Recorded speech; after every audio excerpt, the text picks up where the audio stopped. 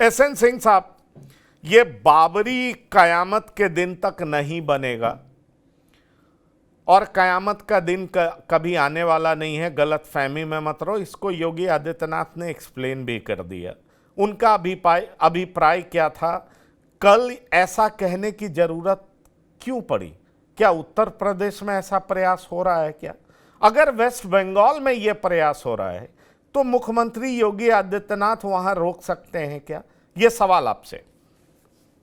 नहीं, बड़ी अच्छी बात आपने कहा कि आदरणीय मुख्यमंत्री जी जो सर्वप्रिय नेता हैं वो ऐसी बातें क्यों कहते हैं। क्यों? क्योंकि आज देश में, भारत में मुसलमानों की कमी है क्या? नहीं। भारत में मस्जिदों की कमी है क्या? नहीं। भारत में मस्जिद बन नहीं सकती है क्या? बन सकती है।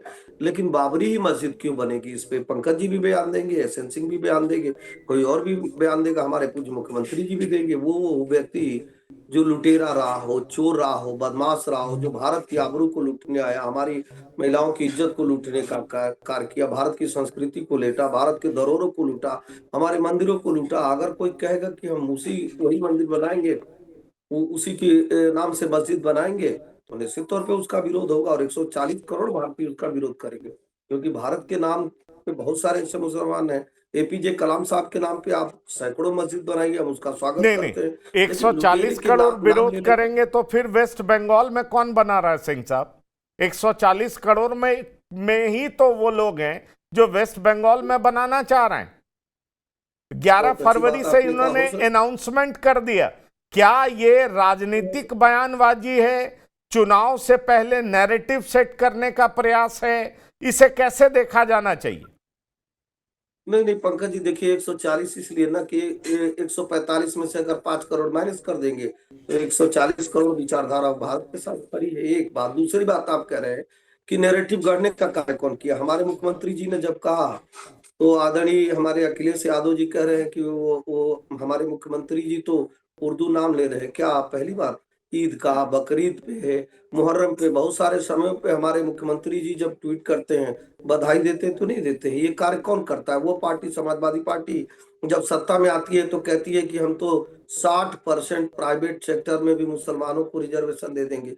वो पार्टी जब सत्ता में आती है तो भाईचारा ऐसा निभाती है कि जो आतंकवादी रामपुर में, कानपुर में, बरेली में, बदायूं में, बहुत सारे जगह गलत कार्य किए रहते हैं, जो बम विस्फोट किए रहते हैं, वो चाहे वाराणसी में या रामपुर में या अयोध्या में, उनको छोड़ने का कार्य चलिए। करते हैं। तो ये सारे तुष्टिकरण का कार्य कौन करता है? और चौथी बात, लास्ट मैं आपसे कहना चाह रहा हूँ, देखिए क्या है, तुष्टिकरण जनता समझती है कि कौन तुष्टिकरण करता है और कौन संतुष्टिकरण करता है। 5 साल सरकार बनाने के बाद जो तुष्टिकरण करता है जनता उसको बदल देती है। लेकिन 5 साल सरकार चलाने के बाद जो संतुष्टिकरण का कार्य करता है, चाहे उजाला है, उज्ज्वला है, किसान सम्मान निधि है, गरीब कल्याण की योजना है, जब इसको लेकर हम जनता के बीच में जाते हैं तो भर भर कर आशीर्वाद पाते हैं। इसलिए दोबारा सरकार बनाते नहीं हैं। ठीक है, इसलिए आप हम आशीर्वाद पाइए तुष्टिकरण ना। नहीं, आप पंकज जनता देवनाथ। जनता के पास जाइए सिंह साहब।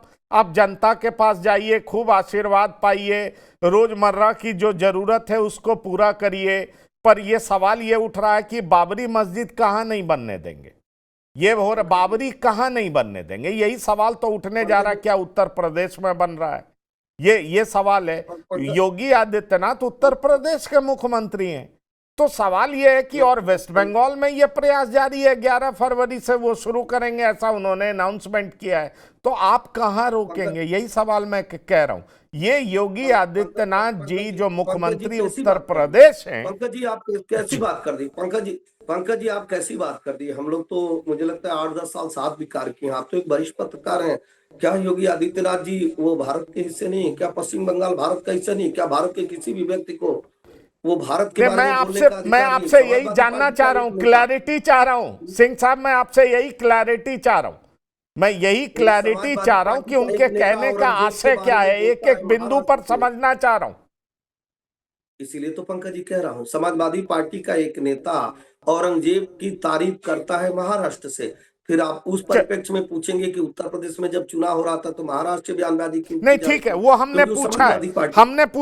हमने पूछा और यही तो बात हम इनसे अभी आप पूछेंगे स्पष्टता भी। से जानिए कि समाजवादी उत्तर प्रदेश पार्टी। के मुख्यमंत्री पूज्य योगी आदित्यनाथ जी पूरे भारत के नेता हैं और भारत का कोई भी व्यक्ति भारत के बारे में डंके ठीक की ठीक चोट पर ठीक बोल सकता है। ठीक और मैं एक उत्तर प्रदेश का प्रवक्ता हूं, फिर भी भारत के नाते कहता हूं, एक भारत का व्यक्ति होने के नाते, किसी माई के लाल में ये ताकत नहीं है कि अब देश में बाबर के नाम से कुछ भी बनवा देगा। वो बाबर जो लुटेरा हत्यारा, जिसके नाम पर उसके देश में एक छोटा सा क्या नहीं बोलते हैं ठीक है, आपने संडास नहीं आपने है। अपनी बात कह दी। अशोक यादव जी, अशोक यादव जी, ये योगी जी ने कयामत शब्द का प्रयोग किया, उससे आपको आपत्ति है, या बाबरी नहीं बनने देंगे इस पर आपको आपत्ति है? आप बाबरी बनवाना चाह रहे हैं या उनके मुंह से कयामत सुनना नहीं चाह रहे हैं? क्या चाह रहे हैं आप? देखिए पंकज जी, ऐसा है कि अभी आपने योगी जी का बयान भी चला है। उन्होंने कहा कि बुरे वक्त में इनको राम याद आते हैं। ठीक है, बुरे वक्त में हम लोगों को राम याद आते हैं, अच्छे वक्त में भी राम याद आते हैं। हर व्यक्ति को अपने अपने धर्म के हिसाब से उनके इष्ट देव उसको नजर आते हैं। लेकिन भाजपा को बुरे वक्त में कौन नजर आता है? अगर आप इसका विश्लेषण करेंगे तो भाजपा को बुरे वक्त में बाबर नजर आता है, भाजपा को बुरे वक्त में औरंगजेब नजर आता है, मुगल नजर आते हैं, पाकिस्तान नजर आता है। भाजपा को बुरे वक्त में राम नहीं नजर आते हैं। क्योंकि आज देखिए उत्तर प्रदेश में जब बाबरी मस्जिद का जो विवाद था उसका पटाक्षेप सुप्रीम कोर्ट ने कर दिया। अब बाबरी मस्जिद का दोहन तो जितना करना था इन्होंने किया, सरकारें बनाई, तमाम इन्होंने अपना सत्ता सुख भोगा बाबरी मस्जिद के नाम पर। लेकिन अब तो उस बाबरी मस्जिद से वोट मिलने की उम्मीद नहीं है ना, आगामी जो चुनाव आ रहे हैं। तो अब एक नई बाबरी मस्जिद बनवाएंगे, कहां पे? पश्चिम बंगाल में। किससे? अपने स्लीपर सेल हुमायूं कबीर से। जब वो नई बाबरी मस्जिद बनेगी तो फिर नए सिरे से राजनीति शुरू होगी। आपने देखा होगा, हम लोग पढ़े हैं मैनेजमेंट में, मार्केट एक्सप्लोर करना, न्यू मार्केट एक्सप्लोरेशन, नई मार्केट की खोज करना। तो ये नई मार्केट, नए मुद्दे, नए तरह का ध्रुवीकरण, नए तरह का सांप्रदायिकरण करने के लिए पश्चिम बंगाल में भाजपा बाबरी मस्जिद बनवा रही है। आपने देखा होगा क्रिकेट के खेल में अगर कोई बैट्समैन है, बैटर है, वो तब तक बेकार है जब तक उसके हिसाब से कोई बॉलर सामने ना हो।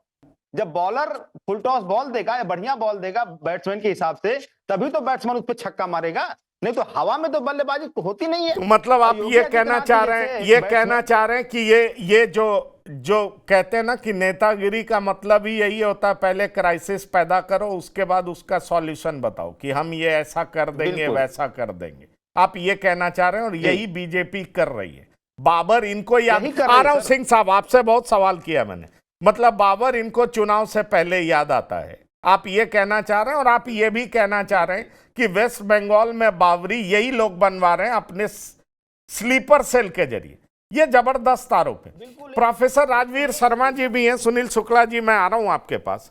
मैं प्रोफेसर साहब, मैं ये समझना चाहूंगा आपसे कि दरअसल योगी आदित्यनाथ का ये इस कथन को आप कैसे देखते हैं?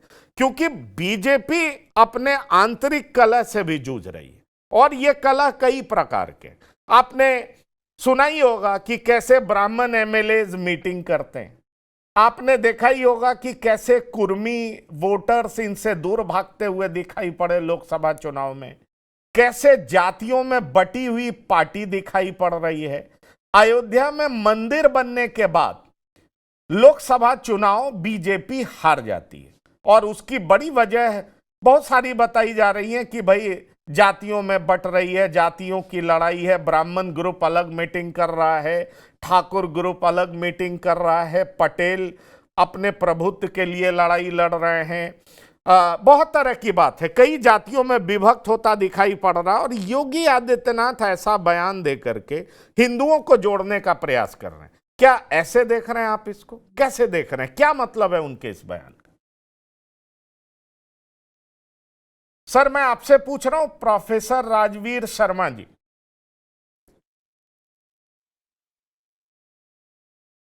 सर आपको मेरी आवाज मिल रही है? सर आप मुझे सुन पा रहे हैं? प्रोफेसर राजवीर शर्मा जी, राजनीतिक विश्लेषक। चलिए, उन तक मेरी आवाज पहुंच नहीं रही है, मैं उन तक पहुंचने का प्रयास करूंगा। सुनील शुक्ला जी, मैं आपके पास आता हूं, यही सवाल है, इसको कैसे देख रहे हैं? बीजेपी अपने इंटरनल चैलेंजेस को दूर करने के लिए फिर से प्रखर हिंदुत्व कार्ड खेलने का प्रयास कर रही है। प्रोफेसर राजवीर शर्मा जी, अगर आप सुन रहे हो, पीसीआर बता रहा आप जुड़ गए हैं। सर आपको मेरी आवाज मिल रही है? जी जी सर बताएं। जी मैं सुन रहा हूँ, बताएं। जी, ये जाति पाति में आपका सवाल इंटरनल दोहराएंगे स्ट्रगल, प्लीज। जो इंटरनल कॉन्फ्लिक्ट है बीजेपी का, उसको दूर करने के लिए योगी आदित्यनाथ फिर से प्रखर हिंदुत्ववादी दिखने का प्रयास कर रहे हैं, या उनकी जो ओरिजिनल छवि है उसी पिच पर, उसी इमेज पर वो चुनाव लड़ना चाह रहे हैं? पंकज जी, मुझे लगता है कि जो आप बीजेपी में इस विषय पर कोई इंटरनल कॉन्फ्लिक्ट, प्रथम की राजनीति है बीजेपी की, और इसलिए इस मामले में भी राष्ट्र प्रथम।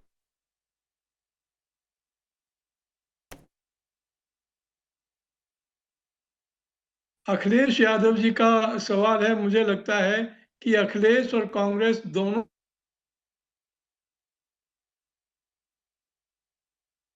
आप इनका ऑडियो सुनाइए, अगर वीडियो में प्रॉब्लम है इनका ऑडियो सुनाइए। पीसीआर, ठीक है। मैं तब तक सुनील शुक्ला जी से यह सवाल पूछूंगा, यह बीजेपी की नई रणनीति दिखाई पड़ती है क्या, या योगी आदित्यनाथ अपने ही स्ट्रांग पॉइंट पर, जो उनको दिखता है कि जो उनकी छवि है उसी छवि पर चुनाव लड़ना है?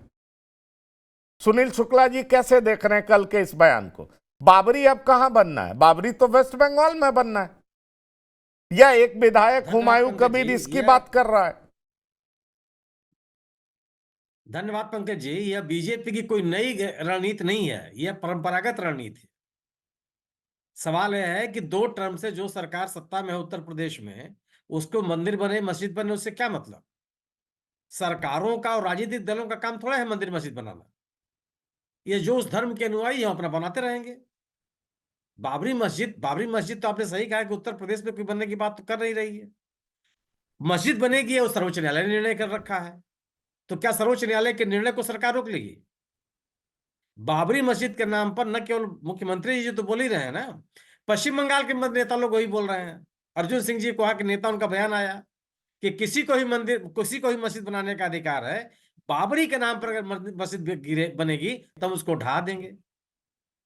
सवाल इस बात का है कि आप इस तरह का बयान इसीलिए दे रहे हैं ना कि पेक पोलराइजेशन हो।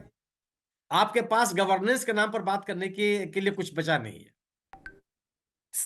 एक दशक से केंद्र की सरकार है बीजेपी की, 8 वर्षों से सरकार है उत्तर प्रदेश में बीजेपी की, और वह गवर्नेंस की बात ना करके केवल ये बात करे कि कयामत तक हम मस्जिद नहीं बनने देंगे, बाबरी मस्जिद नहीं बनने देंगे। अरे ये बात होती है क्या? और आप एक तरफ कहते हैं कि मस्जिद नहीं बनने देंगे, दूसरी तरफ जब माघ मेले में शंकराचार्य आते हैं तो उनके साथ जब अपमानजनक कार्रवाई होती है तो उसमें आप कुछ नहीं बोलते, काल नेमी की संज्ञा देने लगते हैं। तो ये जो सांप्रदायिक ध्रुवीकरण की राजनीति है वह बीजेपी को के लिए मुफीद होती है हमेशा से।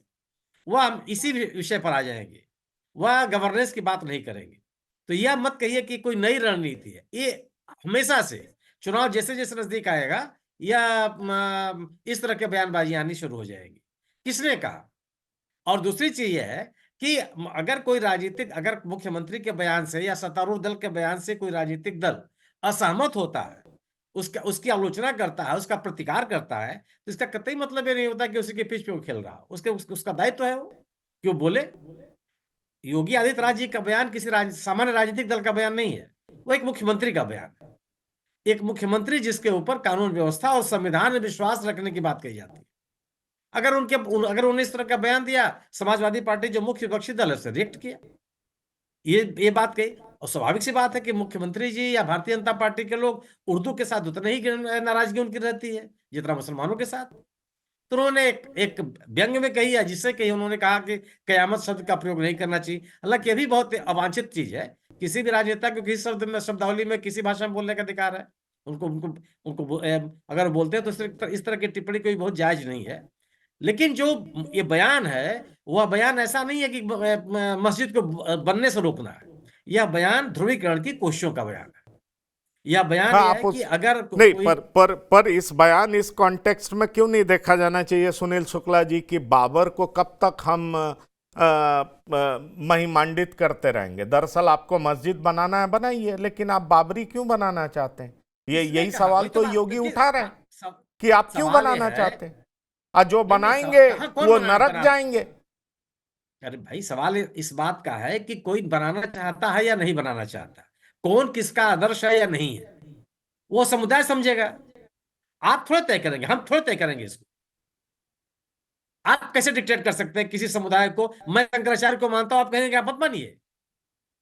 मैं किसी महामंडलेश्वर को मानता हूं, तो आप कहेंगे मत मानिए आप। ये तो नहीं चलेगा ना।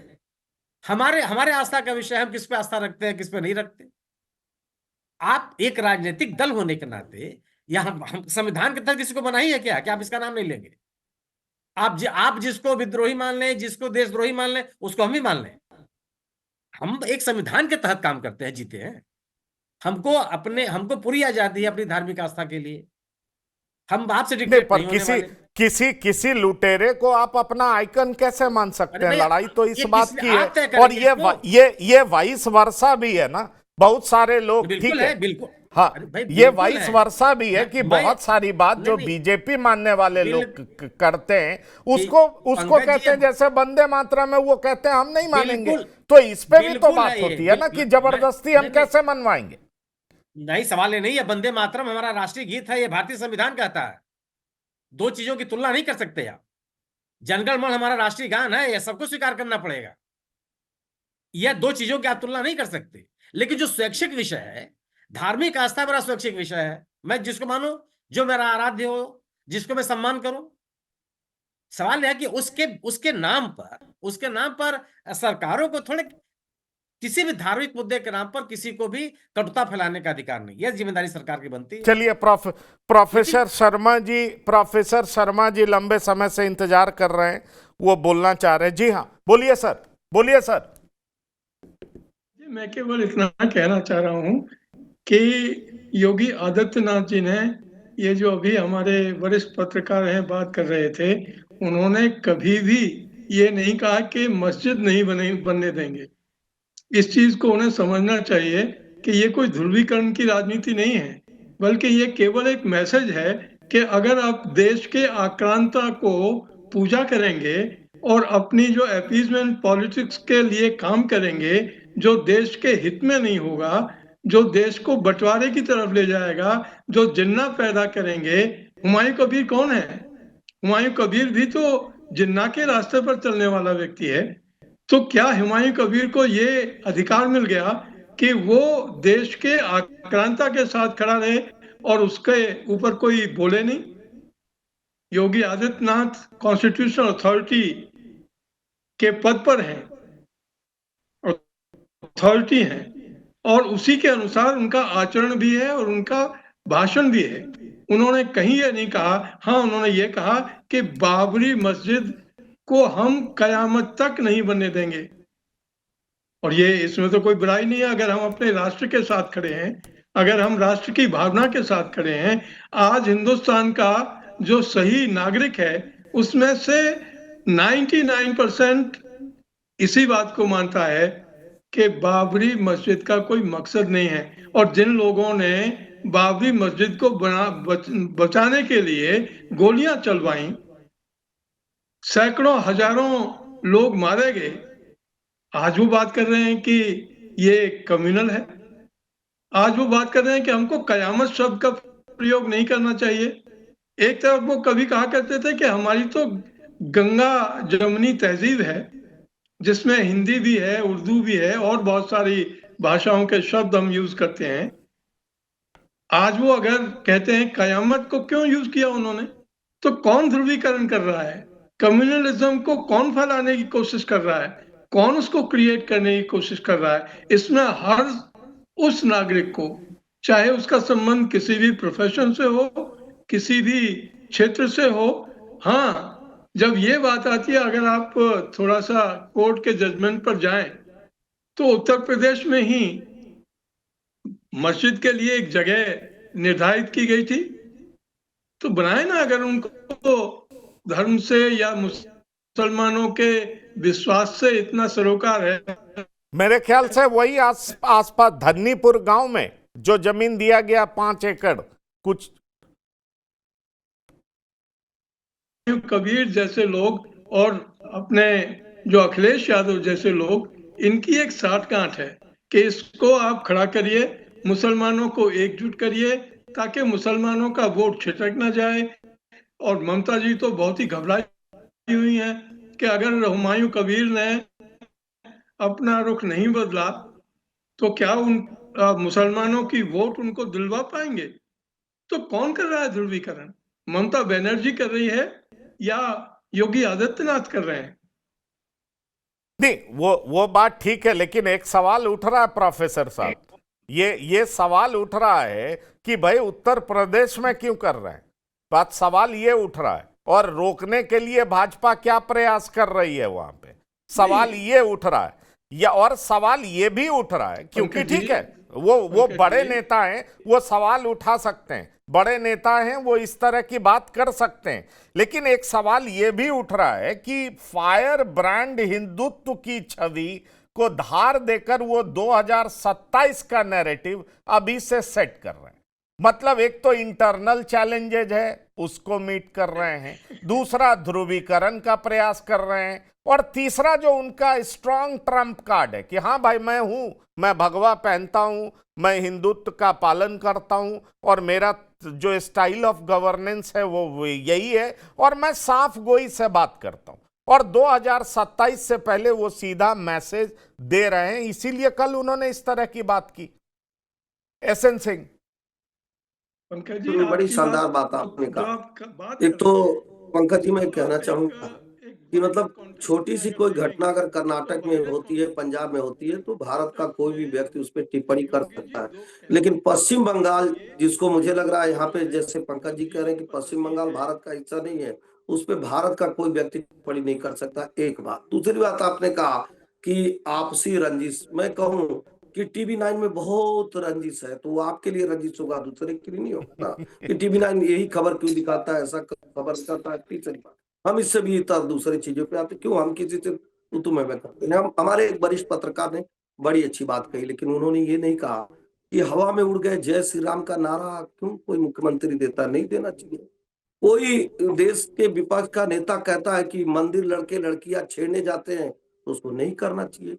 चुनी हुई सरकार समाजवादी पार्टी, भाई वो पूजा पे प्रतिबंध जो है कोर्ट लगा सकती थी, वो काशी में पूजा को प्रतिबंधित करने का कार्य क्यों की? नहीं करना चाहिए। चूंकि शुक्ला जी ऐसा कहेंगे तो कम्युनल कहलाएंगे। सेकुलर, चूंकि हिंदू सेकुलर होता है, वो हिंदुओं को टारगेट करता है। एक बार भी नहीं पूछेंगे कि 500 करोड़ रुपया लगा के क्यों हज यात्रा पे छूट दी जा रही थी। अभी ये रिप्ले करके कभी सुनेंगे, बोलते बोलते शुक्ला जी ने कहा था हमको धार्मिक आजादी नहीं है। हम कौन होते हैं धार्मिक? अरे हम पहले एक व्यक्ति हैं, फिर किसी धर्म से जुड़े हुए हैं, फिर किसी संस्था से बंधे हुए हैं। हर व्यक्ति को एक कहने का अधिकार है कि मुगल एक काता था ही था, एक दुर्दांत लुटेरा था जो भारत में लूटने आया था। और किसी को माने किसी को ये बात कह रहे थे, भारत में हिंदू मुस्लिम सिख ईसाई नहीं रहते हैं क्या? हमारी किसी योजना को चुनौती देते हुए वरिष्ठ पत्रकार साहब से हाथ जोड़ के विनम्रता पूर्वक कहूंगा, कोई योजना बता दीजिए भारतीय जनता पार्टी की जो क्षेत्र धर्म मत मजहब देख कर आई है। बिल्कुल नहीं। हमारा सबसे सुंदर नारा है सबका साथ सबका विकास। लेकिन जब हम 3 तलाक पे भी कानून ले आते हैं ना साहब, तो उसमें भी मजहब नजर आता है, जबकि हमारी मुस्लिम बहनों के हित के लिए होता है। जब हम 370 जैसी धारा समाप्त करते हैं ना पत्रकार साहब, तब भी पूरा भारत का हित होता है, क्योंकि वहां ओबीसी और एसटी/एससी को आरक्षण नहीं मिल रहा होता। तब भी वहां पे कई लोगों को मजहब नजर आता है। बिल्कुल नहीं, मजहब की बात करना चाहिए। और योगी आदित्यनाथ जी नहीं, देश का कोई भी व्यक्ति देश के किसी भी विषय पर और कहीं पे भी बोल सकता है। और पूज्य योगी आदित्यनाथ जी क्यों नहीं बोलेंगे? बिल्कुल बोलेंगे, और बार बार बोलेंगे। एक बार और मैं फिर कह रहा हूं ललकार के, अगर नहीं सुने हो तो दोबारा कोई भी सुन ले, कि भारत में जब तक भारत के बच्चे, ऐसे बच्चे जो राष्ट्र के प्रति समर्पित हैं, बाबर नाम का कोई मस्जिद नहीं बन सकता। मस्जिद बनाने के लिए कोर्ट ने कहा था, बाबरी मस्जिद नाम नहीं दिया, उसने कहा एक मस्जिद आप बना लीजिए, अगर कहीं हो तो यहीं आप दिखा कर जाएंगे। चलिए, और मुझे लगता राइट टाइम अशोक यादव जी भी जवाब देंगे, सुनील शुक्ला जी भी जवाब देंगे। भाई ये राष्ट्र के प्रति समर्पित होने की बात कर रहे हैं, बाबर के प्रति समर्पित होने की बात नहीं कर रहे। इनको उर्दू से दिक्कत नहीं है, इनको बाबर से दिक्कत है, इनको चंगेज खान से दिक्कत है, इनको इब्राहिम लोदी से दिक्कत है, इनको मोहम्मद गौरी से दिक्कत है, इनको मस्जिद से दिक्कत नहीं है। और अगर ये बात कर रहे हैं तो आप क्यों कम्युनल कलर दे रहे हैं? अशोक यादव जी यही कहना चाह रहे हैं एसएन सिंह साहब। पंकज जी, हम ही को दिक्कत है।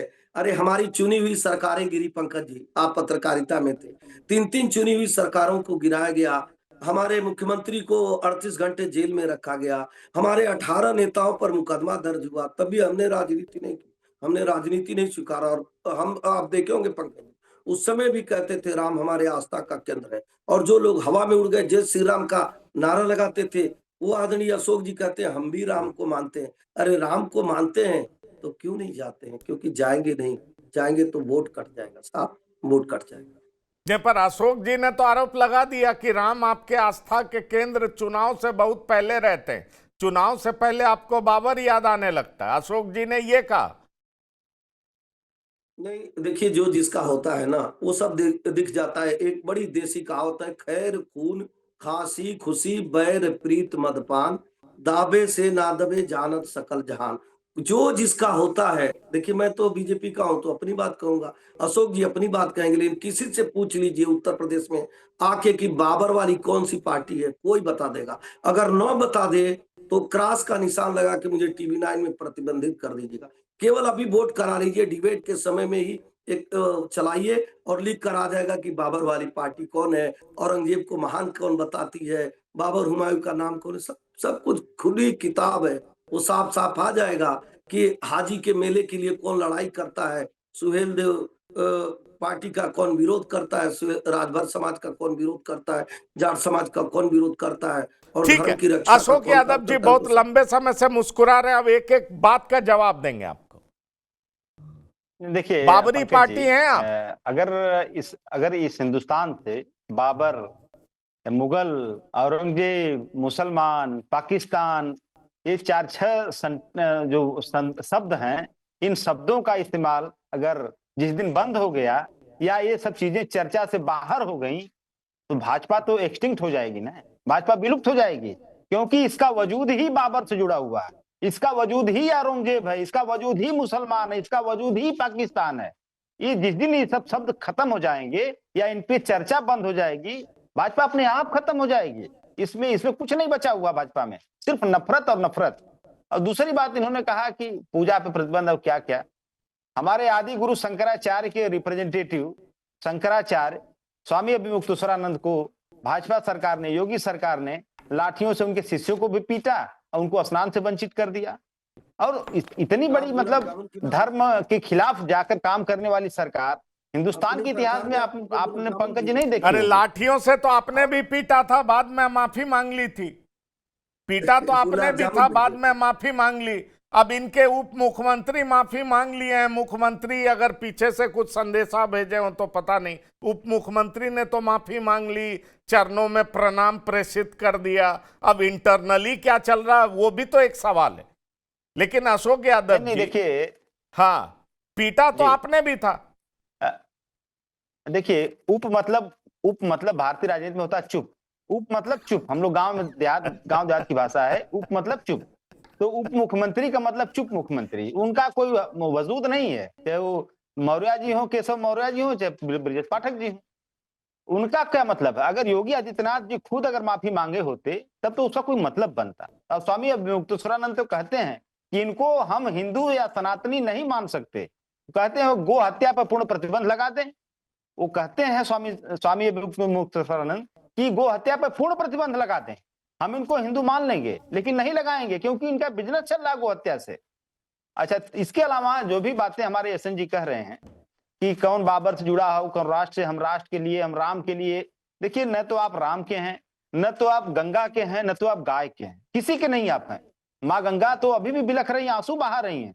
और सीपीसीबी की रिपोर्ट महाकुंभ के दौरान पूरा देश ने देखा कि माँ गंगा की बदहाली का आलम क्या है। इस सेंट्रल पोल्यूशन कंट्रोल बोर्ड की रिपोर्ट ने दिखाया आपको।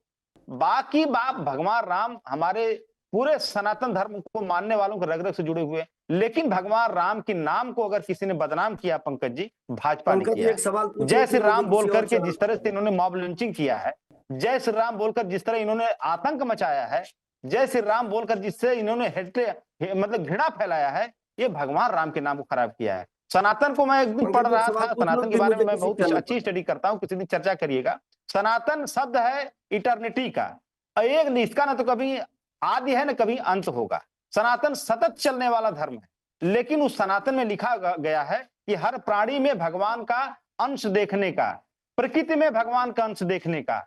लेकिन ये प्राणियों में भी भेद करते हैं, ये एक धर्म विशेष के प्रति इतना नफरत फैलाते हैं, उसके बाद कहते हैं हम तो सनातनी हैं, हम सनातन धर्म के रखवाले हैं। लेकिन आप सनातन धर्म के रखवाले नहीं है। सनातन तो समावेशिता की बात करता है, जो सनातन के बारे में स्वामी विवेकानंद ने शिकागो में भाषण दिया था।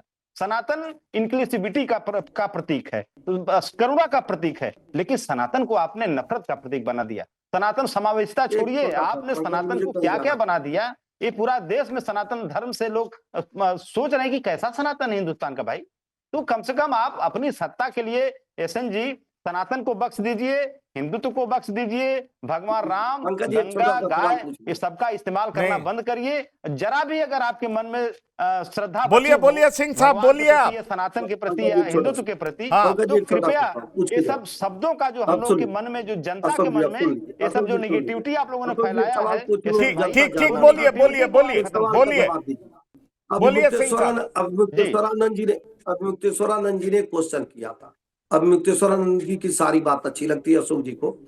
अभिमुक्तेश्वरानंद जी ने कहा था इस देश का बंटवारा धर्म पे आधारित हुआ, लिहाजा मुसलमानों को यहाँ नहीं रहना चाहिए। इस पे समाजवादी पार्टी की क्या राय? एक है। दूसरी, सहिष्णुता की बात आप कर रहे हैं। जय श्री राम का नारा देने पे 2012 में आपकी सरकार में 16 लोगों को मेरठ की जेल में क्यों बंद कर दिया गया? कौन सी सहिष्णुता आपने दिखाया कि जय श्री राम का नारा देने पे आपने बंद कर दिया? तीसरी बात, किस कोर्ट के आदेश से आपने काशी में श्रृंगार गौरी की पूजा को प्रतिबंधित किया था? दोबारा मैं पूछता हूं कि जिस तरह से रामचरितमानस की पुस्तकें जलाई गई, क्या किसी और धर्म की पुस्तक को आपने कभी जलाया या उसका निंदा किया? नहीं करेंगे साहब। यही कम्युनल और सेकुलर में अंतर है कि हिंदुओं को आपको गाली देना है और एक विशेष धर्म के तुष्टिकरण का कार्य करना है। निश्चित तौर पे अभिमुक्तेश्वरानंद के भी सवाल का जवाब देके जाइएगा। मुझे चूंकि किसी चैनल पर जाना है, इसलिए आदरणीय पंकज जी से मैं क्षमा चाहते हुए, जाने में भी 10 मिनट लगेगा। और अशोक जी से जरूर पूछिएगा, उन्होंने कहा था कि मुसलमानों को भारत में नहीं रहना चाहिए। क्या समाजवादी पार्टी इसका साथ देती है? और क्यों 16 लोगों को जय श्री राम का नारा देने पे मेरठ में बंद कर दिया गया? क्या यही समाजवादी पार्टी कम्युनल और सेकुलर की बात करने आई? ये जरूर पंकज जी पूछिएगा, मैं आपके शो को देखूंगा। नहीं, पर और इस पर देखूंगा भी कि तो बता अशोक जी ने दीजिए क्या- कि वो गौ हत्या पर बैन लगे, इस पर कोई स्टैंड है क्या? इस पर कोई स्टैंड है क्या? ये बड़ा सवाल बनता जा रहा है हिंदुओं के बीच में भी। अगर आप सोशल मीडिया पर देखेंगे तो सारी उम्मीदें भी योगी जी से ही है, लोग इस पर सवाल कर रहे हैं। लगता है चले गए, इस बात का जवाब नहीं दे पाए सुनील शुक्ला जी। सवाल तो फिर वही है कि क्या इस बार भी चुनाव हिंदू मुस्लिम पर ही होगा, बाबरी बड़ा मुद्दा होगा, ऐसा आपको दिखाई पड़ रहा है क्या? और बीजेपी के लिए ये मुद्दा सूट भी करता है, क्योंकि अगर जाति की बात होगी, पीडीए मतलब जाति, और जाति की बात होगी तो हिंदुत्व को सूट नहीं करेगा, बीजेपी के लिए सूट नहीं करेगा, इसलिए ये बात तो अब उठेगी। बात तो वही है पंकज जी कि एक राजनीतिक दल के रूप में भारतीय जनता पार्टी की भूमिका धार्मिक मसलों में क्यों होनी चाहिए? वह राजनीतिक मुद्दों की बात करे। मस्जिद बनेगी नहीं बनेगी, मंदिर बनेगा नहीं बनेगा, या धार्मिक संगठनों से जुड़े हुए लोग इस मुद्दे की चर्चा करें। वो कानून व्यवस्था की बात पैदा होती है, स्वाभाविक रूप से मुख्यमंत्री को, प्रधानमंत्री को, किसी को बोलना चाहिए, किसी भी सरकार को बोलना चाहिए। कोई भी व्यक्ति अगर कानून व्यवस्था की समस्या पैदा करता है तो उस मुद्दे पर सरकार को कार्रवाई करनी चाहिए। धार्मिक मसलों से क्या मतलब है सरकार को? ये मस्जिद बनेगी, वो मस्जिद नहीं बनने पाएगी, हम मस्जिद बाबरी नहीं, मस्जिद नहीं बनने नाम देंगे। से दिक्कत है शुक्ला जी, नाम नहीं, से सवाल है, दिक्कत है, नाम अरे से सवाल दिक्कत। इसी बात मैं तो कह रहा हूं ना कि अगर राम आप किस आधार पे आपको दिक्कत है? अगर दिक्कत है तो उसकी कानूनी कार्रवाई कीजिए आप। अब दूसरी चीज कि उत्तर प्रदेश के किस नागरिक ने कहा कि हम बाबरी मस्जिद बनाएंगे? कहां पे अब बात आई, किसी जिले से बात आई, कहां कौन लोग समूह इकट्ठा हो गया कि अचानक प्रदेश के मुख्यमंत्री को यह बयान देना पड़ा? शर्मा साहब ने कहा, राजवीर जी ने, कि ममता बनर्जी प्रोलाइशन, ममता बनर्जी ने तो वहां पे जगन्नाथ मंदिर बनवा रही है। सरकारों का कहीं काम रह गया है कि मंदिर बनवाइए, मस्जिद बनवाइए? सरकार, अगर आप ध्रुवीकरण की राजनीति नहीं है तो और क्या है? नहीं, पर एक दूसरा पक्ष भी है ना, दूसरा पक्ष भी है। 122 करोड़ लोग रिलीजियस टूरिज्म के लिए आते हैं, सरकार को बड़ा फायदा हो रहा है सुनील शुक्ला जी। तो ये भी एक डेटा है। रिलीजियस जगहों, अरे रिलीजियस जगहों पर व्यवस्था ठीक कीजिए, वहां पे कानून व्यवस्था की स्थिति बेहतर कीजिए, वहां आने जाने वाले लोगों के लिए बेहतर व्यवस्था बनाइए। रिलीजियस टूरिज्म के नाम पर थोड़ा है कि धर्म के गतिविधियों में आप लग जाएंगे, आप प्रवचन करने लगेंगे। सवाल ये बात सरकार का रिलीजियस, अब मतलब जो जो टूरिज्म बढ़े, जिस क्षेत्र में टूरिज्म बढ़ेगा उस क्षेत्र में सरकार जाएगी। मेडिकल टूरिज्म बहुत बढ़ गया है, कौन सा सरकारी अस्पताल बना दिया आपने? तमाम अविकसित देशों के लोग यहाँ अपनी चिकित्सा कराने के लिए आ रहे हैं, कौन सा सार्वजनिक क्षेत्र का अस्पताल आपने बना दिया? ये तर्क नहीं है। मेरा मेरा केवल सीधी सी बात है कि जिस राजनीतिक दल को, जिस व्यक्ति को जो करना हो, मेरा अपना मानना यह है कि राजनीतिक दलों की भूमिका धार्मिक मसलों में नहीं होनी चाहिए। सरकार का काम गवर्नेंस का है। जो सत्तारूढ़ दल है, जो सत्ता में है, उसका काम यह है कि लोगों के जीवन को बेहतर बनाना, लोगों को जीवन में क्वालिटेटिव चेंज लाना, लोगों के लिए एक सामाजिक सुरक्षा की व्यवस्था करना, एक ऐसा काम करना जिसमें लोग अपने आप को सुरक्षित महसूस करें। मस्जिद कौन बना रहा है, मंदिर कौन बना रहा है? हमने मंदिर बना दिया। अरे ये सरकार का दावा हो सकता है क्या? हमने किसी मंदिर के आसपास कॉरिडोर बना दिया, या हमारे एक किसी सरकार की उपलब्धियों के हिस्से में आता है? वो कोई कहे कि हमने इतना बड़ा अस्पताल बना दिया पूरे देश प्रदेश भर में, जिसमें अब किसी व्यक्ति को प्राइवेट अस्पताल में जाने की जरूरत नहीं है। आपको ये कहना होगा कि आपने इतनी शिक्षण संस्थाएं खड़ी कर दी कि आपको बहुत ज्यादा पैसा खर्च करने की जरूरत नहीं है, आप बेहतर शिक्षा पाएंगे, जो पहले होता रहा है। आप ये कह सकते हैं कि हमारे किसानों को किसी काम के लिए नहीं, पर कोई परेशानी नहीं होगी। वो सारी बातें तो सही है, गवर्नेंस का है। लेकिन आप धार्मिक मुद्दों पर- डिस्क्रिमिनेशन इस आधार पर भी होता है ना कि आप किसी एक धर्म विशेष को सब्सिडी देंगे और दूसरे का मंदिर भाई, नहीं सरकार रोके बनाएंगे। ना इस बात को। सारे सवाल मंदिरों है को पंकज आप स्टेट ऑन करेगा, उसके पैसे को नहीं, नहीं। पैसा स्टेट के पास जाएगा, लेकिन दूसरे रिलीजन का रिलीजियस प्लेस स्टेट ऑन्ड नहीं होगा। ये भी तो डिस्क्रिमिनेशन सरकार है। निर्णय ये कर किस ले। तरह का सरकार- सेकुलरिज्म है? नहीं पंकज जी, सवाल ये नहीं है। नहीं नहीं नहीं, मैं कह रहा हूं कि जो जो ये निर्णय है सरकार कर ले कि कोई भी मंदिर किसी भी सरकार के संचालन में नहीं चलेगा, कोई भी मस्जिद किसी निजी व्यक्ति के व्यवस्था में नहीं चलेगा। ये तो नीतिगत फैसले हैं, नीतिगत फैसला कर लीजिए आप, कौन मना कर रहा है? लेकिन आपका काम धार्मिक मामलों में इन्वॉल्व नहीं होना है। मंदिर की प्राण प्रतिष्ठा, मंदिर का शिलान्यास, मंदिर का ध्वजारोहण, ये काम सरकार का नहीं है। और अगर आप धार्मिक मसलों में इन्वॉल्व होते हैं, गोया कि आप ध्रुवीकरण की कोशिश करते हैं, एक धर्म विशेष के साथ खड़े होते हैं। संवैधानिक रूप से हमारा संविधान इसकी इजाजत नहीं देता। मुझे लगता है हर प्रोफेसर व्यक्ति को राजवीर आजादी इस शर्मा बात की। जी आपको जवाब देंगे। प्रोफेसर साहब, क्या आप सुन पा रहे हैं मुझे? चलिए, उन तक मेरी आवाज नहीं पहुंच रही है, पर एक बात अशोक यादव जी, ये बात बहुत खुल करके सामने आती है कि ठीक है, अब आप भी सॉफ्ट हिंदुत्व अपना रहे हैं, और सॉफ्ट हिंदुत्व अपना रहे हैं तो इसलिए आपको रामद्रोही भी कहा जा रहा है। क्या यह दिखाई पड़ रहा है आपको? क्योंकि राम भक्तों पे गोलियां समाजवादी पार्टी की सरकार चलाई थी। रामद्रोही को राम माफ नहीं करेंगे। चुनाव जब जब आता है तो राम याद आते हैं। ये जो बड़ा आरोप आपके ऊपर है, इनफैक्ट राम भक्तों पर गोलियां चलाना, आपको लग रहा है कि आपकी पार्टी इस चुनाव में उभर जाएगी और रामद्रोही शब्द इस्तेमाल आपके लिए किया गया? इस पर क्या कहेंगे आप? पंकज जी, रामद्रोही, गंगा द्रोही, गाय द्रोही, जितने भी द्रोही शब्द हैं, इन शब्दों का सही मायने में अगर इसका एनालिसिस किया जाए तो ये सारे शब्द भाजपा के लिए हैं। मैंने इसके पहले कहा कि भगवान राम का नाम आस्था से लोग लेते हैं और लेते आए हैं, लेते रहेंगे।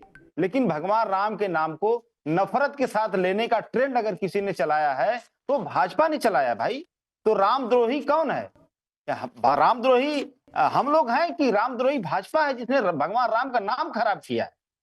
दूसरी बात आपने कहा कि राम भक्तों पर गोली चलवाने का, अभी कल लोकसभा में हमारे राष्ट्रीय अध्यक्ष जी ने इस बात को कहा कि राम भक्तों पर गोली चलाने वाले आज भाजपा के कहने पर वहां राम मंदिर बनवा रहे हैं, राम मंदिर का निर्माण करवा रहे हैं।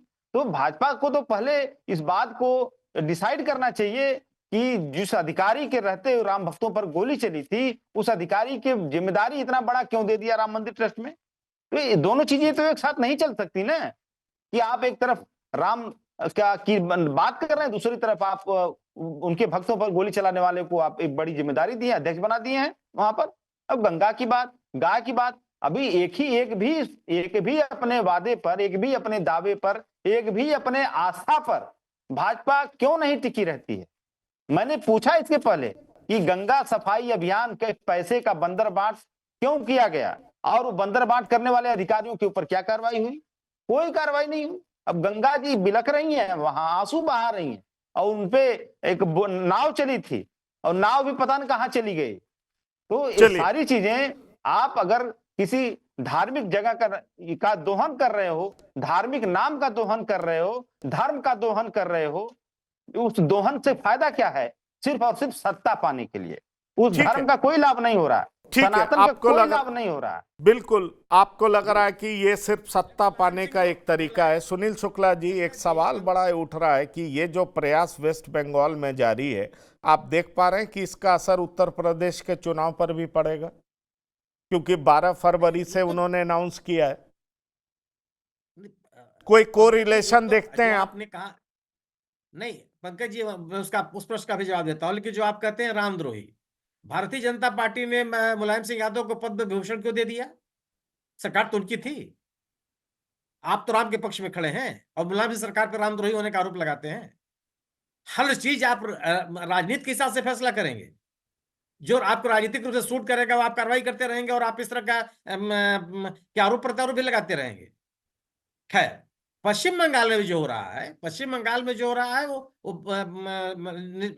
निश्चित रूप से वह भारतीय जनता पार्टी उसको अपने पक्ष में उसको कैश कराने की कोशिश करेगी। इसका वो जो भी घटनाक्रम है वहां, उसको जितना भी फ्लेयर अप करना होगा वो भारतीय जनता पार्टी करेगी। उसका कितना असर पड़ेगा ये तो समय बताएगा, लेकिन उसका चुनावी लाभ लेने की कोशिश, इसलिए भारतीय जनता पार्टी लगातार उसे बयान दे रही है। और उस पूरे मसले के साथ, मतलब एक जो कहा अशोक यादव ने कि हुमायूं कबीर को उनका स्लीपर सेल की संज्ञा दे दी। अगर इस तरह का कोई काम हो रहा है तो ये होना चाहिए कि उसको रोका जाए। केंद्र सरकार भी हस्तक्षेप कर सकती है कि रोका जाए, क्यों नहीं करती है? अगर किसी राज्य में संवैधानिक संकट पैदा हो तो क्या केंद्र सरकार को हस्तक्षेप नहीं करना चाहिए? अगर केंद्र को यह लग रहा है कि नहीं, एक ऐसा कार्य हो रहा है जो राष्ट्रीय हित में नहीं है, तो क्यों नहीं हस्तक्षेप करती हो? वो क्यों नहीं कहती है कि पश्चिम बंगाल सरकार ऐसा उसको नहीं देना चाहिए? अगर नहीं रोकती है तो केंद्र सरकार उसमें हस्तक्षेप करेगी। लेकिन ये केवल इस तरह के घटनाक्रम को इसीलिए राजनीतिक लाभ उठाने की कोशिश की जाती है। आपने कहा ना कि उत्तर प्रदेश मुख्यमंत्री योगी जी हैं, उन्होंने उत्तर प्रदेश में किसने कहा कि हम मस्जिद बनवा रहे हैं? कहीं कोई बयान आया कहीं जगह से, किसी जगह से? लेकिन उन्होंने तत्काल बयान दे दिया कि चलिए, और इसीलिए मुद्दा उनको सूट करता है। इसीलिए ये सवाल है कि सीएम योगी का बाबरी पर बयान और क्यों उठा सियासी तूफान। अब उत्तर चाहिए में प्रवक्ता Samajwadi party Ashok Yadav ji, SN Singh ji, professor Rajveer Sharma ji, Sunil Shukla ji, शामिल होने के लिए बहुत बहुत धन्यवाद और शुक्रिया। तो इस खास पेशकश में इतना ही। ताजा तरीन खबरों के लिए आप लगातार देखते रहिए TV9 उत्तर प्रदेश उत्तराखंड। धन्यवाद, नमस्कार।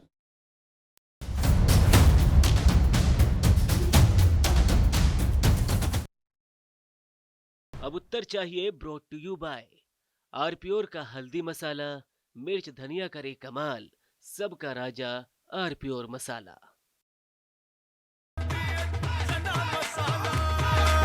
अब छोलिया हो या लोबिया, सफेद चने या काले चने, सब कुछ मजेदार बने।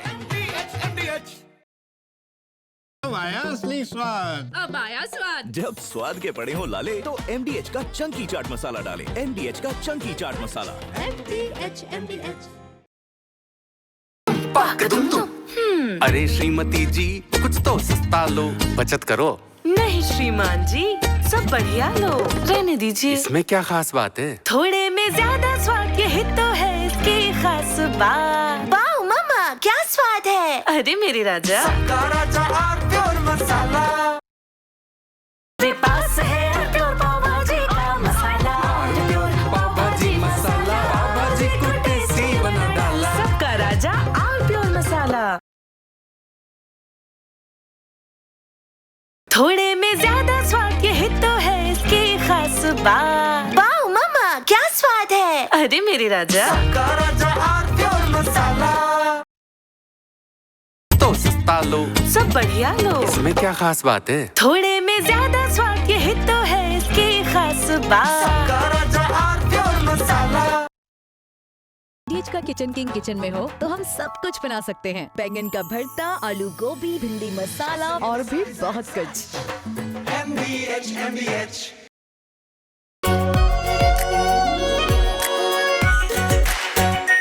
Are pure shahi paneer masala, delicious, healthy everyday.